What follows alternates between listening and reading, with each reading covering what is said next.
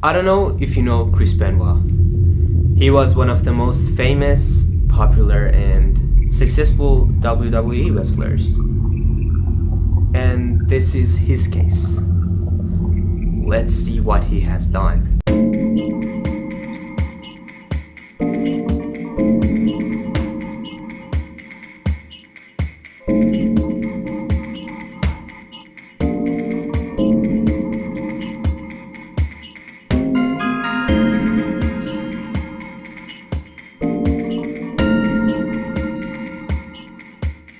Hey guys, I'm here with a new case and welcome to my video. So let's see what happened to Chris Benoit. Chris Benoit was a Canadian French WWE wrestler and was born in Montreal. By his second marriage, he married Nancy and they had a child named Daniel. If you want to talk about his fame and his life, he was famous. He was really popular and he won so many prizes and a lot of championships. He was a legend in WWE and was living his successful life. But a couple of years later, 2007. 2007 is the year that changed everything. As I said, Chris was really busy with his work and his fights. But everything started to change when he didn't go to one of his fights. When they called him, he said that my wife and my son are food poisoned and my son caught blood and stuff and I'm just staying home. So till here everything looks normal. Everything is normal, really. But a bunch of days later, Chris booked a flight to just return to his fights, but he didn't take that flight.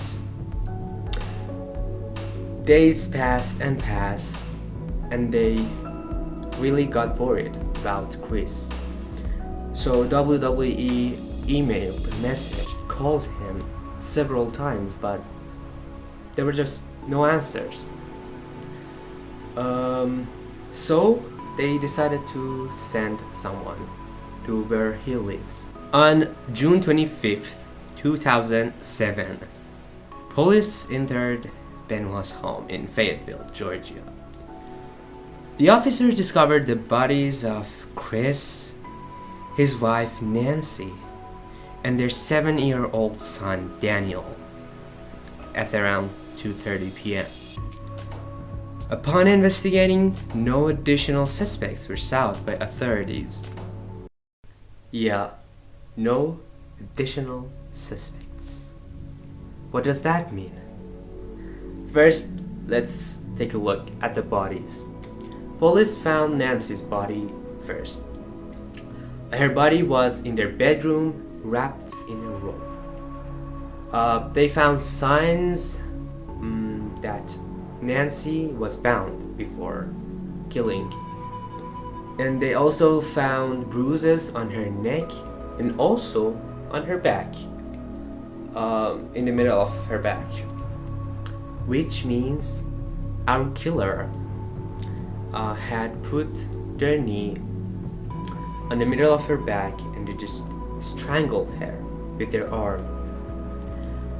The next body they found was that 7-year-old boy bodies, Daniel. He was also strangled. And at the last they found Chris's body in his private gym, hanging himself on his lat pull-down machine. And yeah, as soon as the officers found Chris's body, it was determined that the murderer is Chris himself. Over a 3-day period, Chris Benoit had killed his wife and son before committing suicide.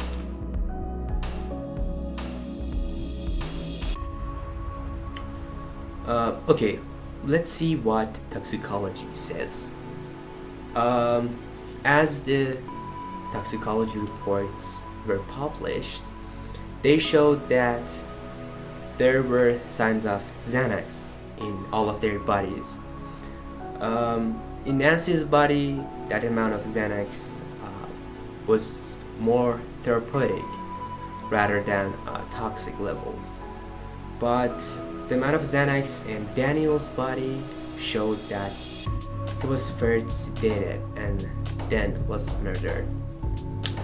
And Chris's body was not just full of Xanax and a bunch of other drugs, but also there were a lot of testosterone, which brings up the assumption that says it's because of this amount of testosterone which let him go crazy and do all of this stuff. But really don't know. After this, a former wrestler contacted Chris's father and told him so much trauma over all these years may have led your son to his actions. And of course, they had some tests on Chris's brain, and results showed that his brain had functions as the brain of an 85-year-old Alzheimer's patient.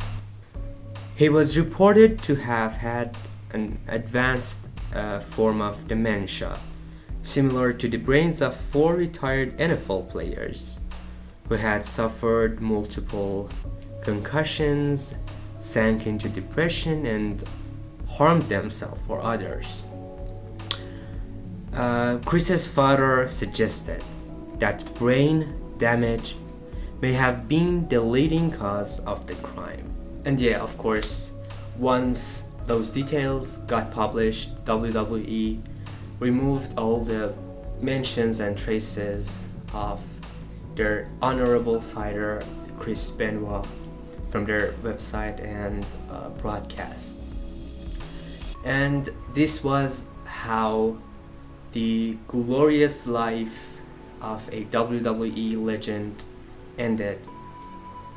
And he ended his life and also 2 other lives. I hope you liked this case. If you do, please give this video a thumbs up, subscribe to my channel, write down your opinion, and yeah, thank you for listening. Till the next video, stay curious.